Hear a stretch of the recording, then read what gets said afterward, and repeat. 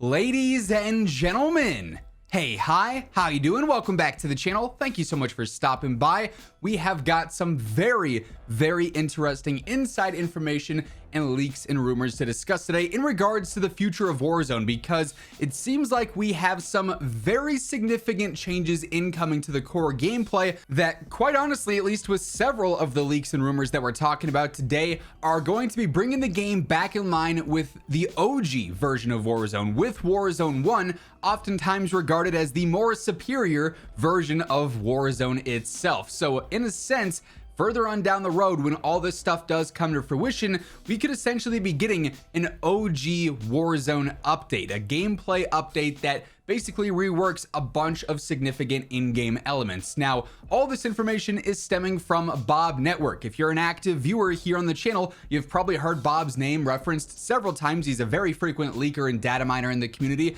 and recently he's been posting some exclusive information that he's received. Charlie Intel also corroborates on it, and whenever Charlie Intel posts about stuff, usually they've got good reason to as well. So while none of the direct topics that we're breaking down today have been officially confirmed from Call of Duty or from Activision themselves, so be sure to take everything with a grain of salt, it is coming from a trusted and credible source at this point. But initially here, the first thing Bob posted about, he tweeted saying, "Exclusive. The backpack that we have had since Warzone 2's inception will finally disappear when Black Ops 6 integrates with Warzone. We will be returning to the system last seen in OG Warzone, where you basically just had a very simplified inventory. You had your cash, you had your mask, or you didn't have a mask if you didn't find one, obviously, your armor, and then your ammo for all your various ammo types, and your weapon." Obviously, this is going to have distinct pros and cons. I think the pacing of gameplay without a backpack system is much better. Just objectively, when you have to stop and navigate through your backpack, whether you're trying to drop something to make room for another thing, so you got to drop a self-revive, or you got to drop some ammo or some plates so you can pick up another streak, or if you're just simply stopping to, navigate through it and go and, maybe switch out a streak that's in your backpack or something like that, or put on your gas mask or whatever, it slows down the game. Doesn't matter if you're a great player or a brand new player, you have to stop and really organize your backpack, go through it, and that's just going to slow things down, where you're not pushing for the next fight, where you're not rotating, and it does create this sort of barrier that does ultimately slow down gameplay. Now, at the same time, I think there are pros to a backpack. You can stack up extra ammo, so if you're doubling up on a rifle, you can carry extra rifles so you won't have to worry about running out. Or if you have a weapon that has really bad magazine capacity, you can carry extra ammo so you don't run out. Or if you want to carry an extra self-revive for a teammate, you can store that in your backpack, or maybe some extra streaks, stuff like that. It has value in the game for sure.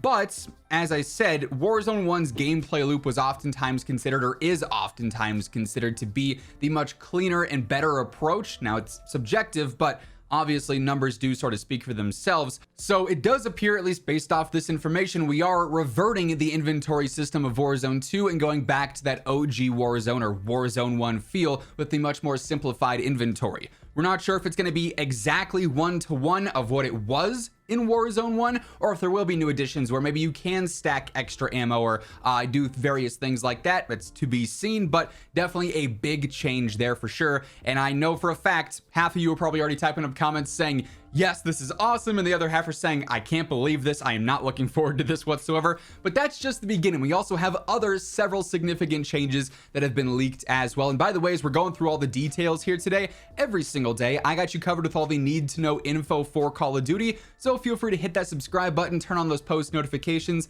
to always stay up to date. And if you enjoy this video, a like rating is really always appreciated. Don't really ask for like goals all that much anymore, but if we could go for 1,000 likes, would be really appreciated. Next up, this is one that I actually honestly thought was going to happen sooner than the Black Ops 6 integration, but Bob Network also posted saying, "Exclusive, unlimited Tac-Sprint to become a perk when Black Ops 6 integrates with Warzone in Season 1. So Tac-Sprint, and whether or not it's being reset by slide canceling or is constantly unlimited or whatever else, has been a hot topic really ever since they decided to change things up with Warzone 2.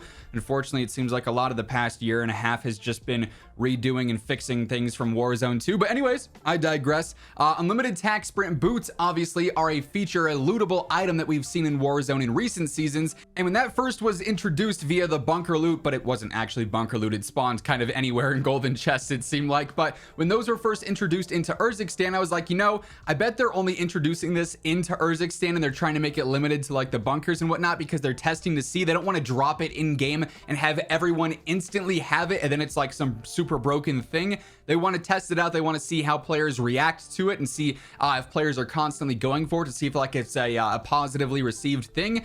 And it seems like it was, because I think this is now them fully integrating it, going off of some of the feedback that they got from partially implementing it with the lootable option within Urzikstan. So this will be much more similar to Warzone 1 in that regard. Obviously, you could have like the infinite Tac-Sprint because of the slide cancel reset then, so it was pretty much unlimited Tac-Sprint. What's interesting though is that they are doing it via a perk. And we'll talk a little bit more about this in just a moment with the perk system because we're going to see some changes there too. But I could see this absolutely being a crutch if it's in a category that has, you know, somewhat limited perks, because I think a lot of players are going to want to take advantage of that better movement just outright.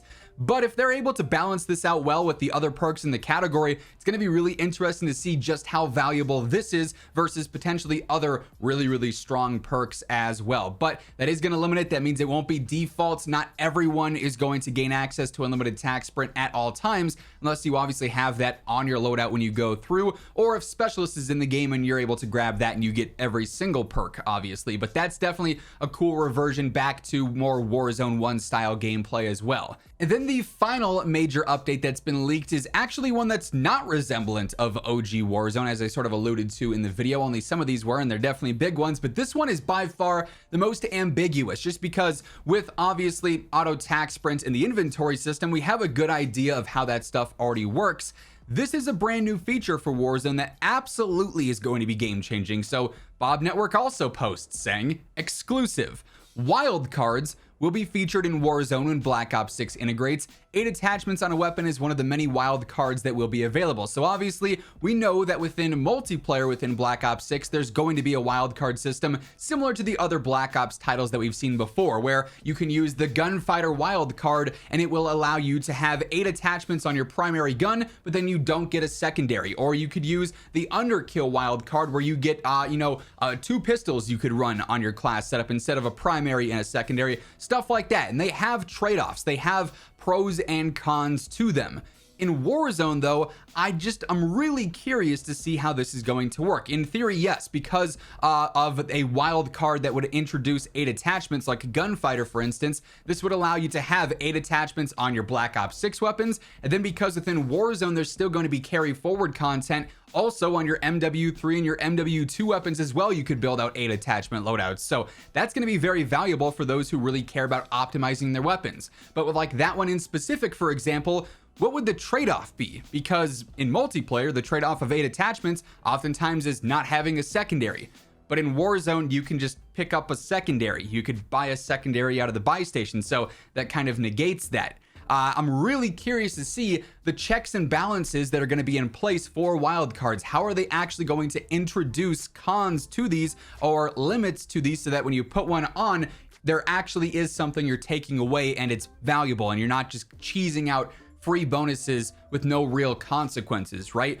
I'm really interested to see how they balance those, because this is a system that, like I said, we really haven't seen in Warzone before, and I think it has the potential to be really cool and offer some very unique setups, but also it could just be really weird at the same time. So very excited to learn more details on this one in specific. But yeah, we've got a lot of very big changes coming with the Black Ops 6 integration in late November or early December. We haven't seen an exact date obviously revealed for that, but it's usually with season 1, and that's about the time that it happens. Some of them really resembling OG Warzone, others brand new to Warzone that are going to have a big impact on overall gameplay and of course all your setups and loadouts as well. Definitely want to hear what you all have to say about all these updates down in the comments below. If you haven't already pre-fired off some hot takes or some initial reactions, let me get your initial insight. Do you guys think these are good updates, bad updates, you a little bit in between? Of course, if you enjoyed the video, a like rating is always appreciated, and if you're new here, be sure to hit that subscribe button on your way out so you can always guarantee you're up to date with everything going on in COD. But once again, thank you so much for tuning in, and until next time, take it easy, have an awesome rest of your day, and I'll catch you later. Peace out.